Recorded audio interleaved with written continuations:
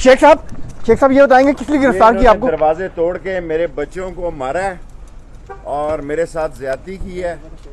चला नहीं बैठता पर एक मिनट यार, धक्के ना दो। धक्के नहीं थे यार, इन्होंने जुल्म कोर्ट का ऑर्डर भी है और कोर्ट का ऑर्डर है, आप ऐसे नहीं करें। इन्होंने बदमाशी की है।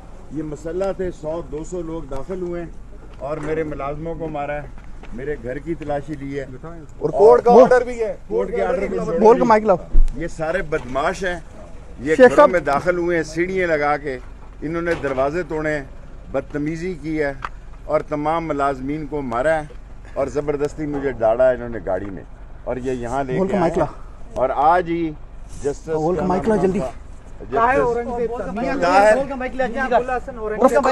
नहीं मियाँ ताहिर साहब ने मेरी जमानत ली। बिल्कुल सर। और उन्होंने कहा 6 तारीख को आईजी पेश हो और ये SHO जो है ये नवाज लीग का टाउट है बड़ैच, ये सारा नवाज लीग का टाउट है और ये नवाज लीग ने इसको लगाया यहाँ।